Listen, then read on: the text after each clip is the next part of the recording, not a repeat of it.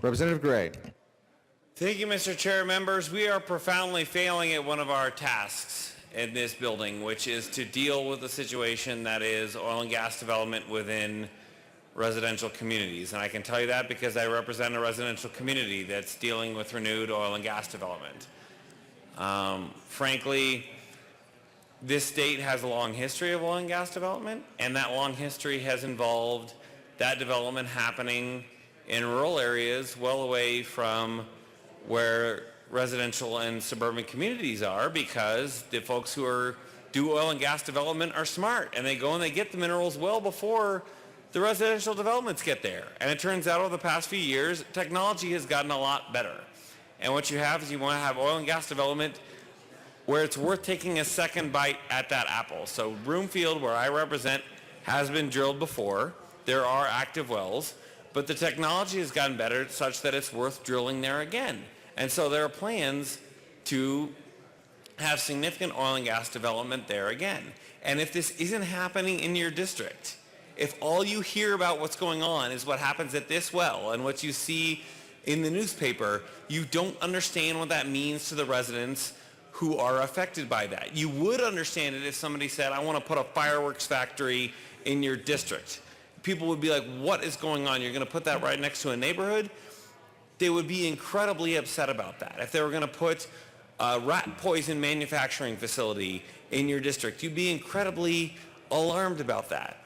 We have a very hard time processing it here because we have a very hard time having rational conversations about oil and gas in this building. In my district, in the city and county of Broomfield, we actually have a lot of rational conversations about oil and gas development. We take time to do it. It's not particularly political.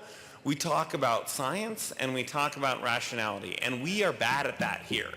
I've been here for almost 2 years now. We are bad at that here. We don't do it. I'm not confident we're going to do it today. I'm not saying we're going to change it today, but I'm saying the folks in my district who are concerned about that are not alarmists. They're not extremists. They're not any of those things. They're folks who are saying, you know what, I moved to a quiet neighborhood. I moved to a place where I would be safe in my home. I'd be safe. My children would be safe in their school. And there's actually not anybody who says there is inherent safety in oil and gas development. There's actually inherent danger in it. So oil and gas development companies will tell you, and I've spoken to many of them over the last 2 years, it is an inherently dangerous activity. And it has to be that way. If oil and gas was not explosive, it would be useless. It's useful because when you set it on fire, it does things. It moves cars. It moves it around. But you're also doing it, when all of a sudden you're not doing it in the safety of an internal combustion engine. You're not doing it in my furnace. You're bringing it out raw from the ground right next to my home. And we don't talk about that around here. And it doesn't matter that much to folks when this isn't happening in your district. It doesn't matter when it's not happening in your community, because it's one of the various political debates that we have that passes over all of us, myself included, without noticing it much.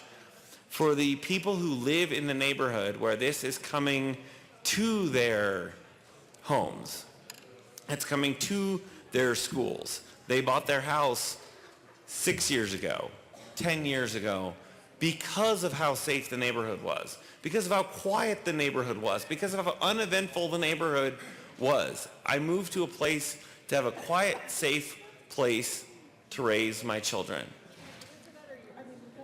And to look them in the eye and to say, you know what, just don't worry. We're going to bring a bunch of explosives into your community, but just don't worry about it. It's okay. Don't worry. It doesn't work. These are educated people. They understand the risk is coming there. And there are people with gas furnaces. There's a trade-off involved in it. But this is among the most modest policy proposals you could possibly bring, which is to say the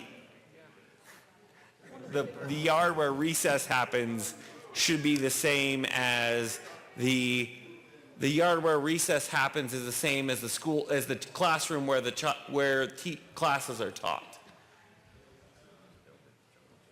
It's a modest proposal in that respect.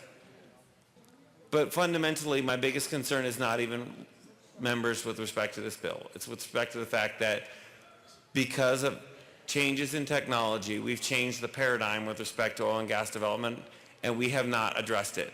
We have not addressed how to balance the rights of folks to live safely in their homes, in safe neighborhoods, with the fact that we can now go back to drill oil and gas in areas that have been drilled before and have now been places where people have put their homes and put their schools. So I apologize for that length of time. It's an hour, the hour is late, but for the folks who live in my district, we're dealing with this every day right now, and this is the most important thing to them, so I thank you for their time.